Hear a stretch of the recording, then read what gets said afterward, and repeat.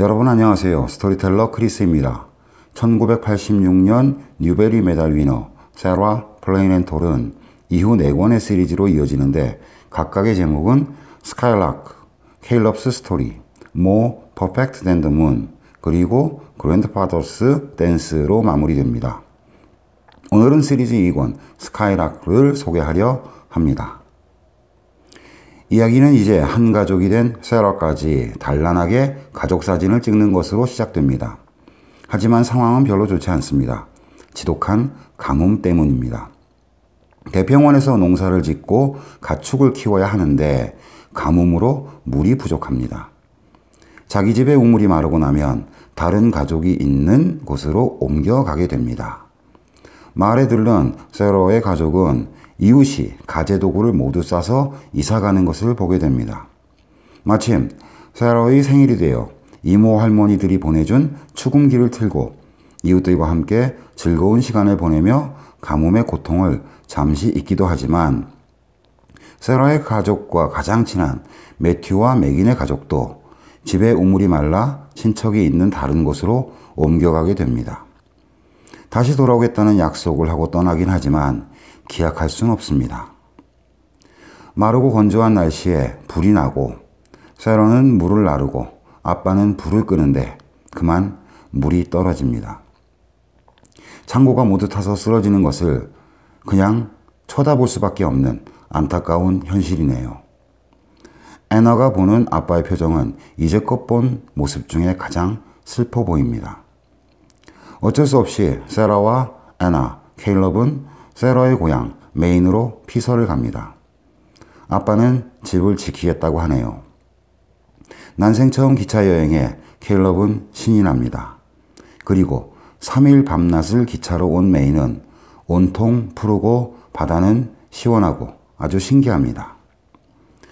세 분의 이모 할머니는 너무도 반갑게 맞아주시고 세라의 오빠 윌리엄도 그렇습니다.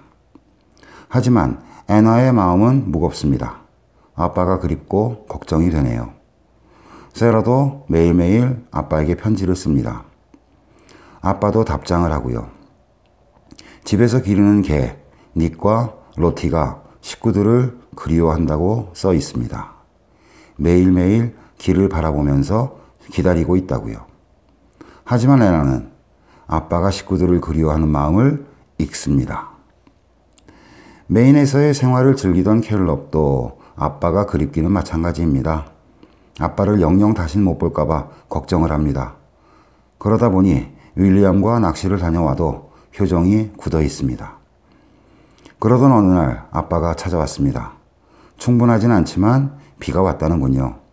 그리고 세라와 아빠는 애나와 케일럽에게 봄이 되면 아기가 태어날 거라고 이야기합니다. 케일럽은 아워 베이비라고 무척 좋아합니다. 그리고 내 식구는 대평원의 집으로 돌아옵니다. 아빠가 새로 지은 창고가 있고요. 닉과 로티는 뛰어나오며 반기고 세라가 데리고 왔던 고양이 쓸이 낳은 귀여운 아기 고양이 4마리가 있네요. 그리고 제이콥은 자신의 이름이 이 땅에 새겨져 있다고 늘 말해왔었는데요. 세라도 땅 위에 자신의 이름을 적어서 새겨 넣습니다. 지금은 연못에 약간의 물밖에 없지만 봄이면 꽃들이 피고 강물은 다시 흐르고 그리고 케일럽이 얘기하는 아워 베이비도 태어날 것을 기대하면서 이야기는 마무리됩니다.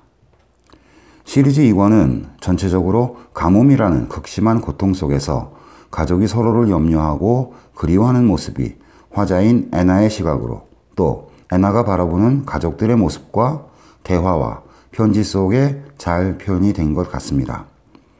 가뭄의 역경을 이겨낸 가족. 시리즈 3권 케일럽스 스토리에서는 또 어떤 따뜻한 사랑이 이야기될지 기대하셔도 좋을 것 같습니다. 이전에 올린 적이 있는 RJ 팔라시오 작가의 원더 소개 영상은 학교 선생님이신 것 같은데요. 온라인 개학 때 학생들의 온라인 학습을 위해서 다운받으셔서 EBS 온라인 클래스에 올려서 활용하고 싶으시다는 문의가 있었습니다. 기쁜 마음으로 활용하시라고 답변 드린 적이 있습니다.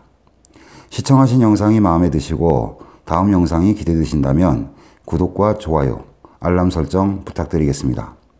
지금까지 영상 시청해 주셔서 고맙습니다.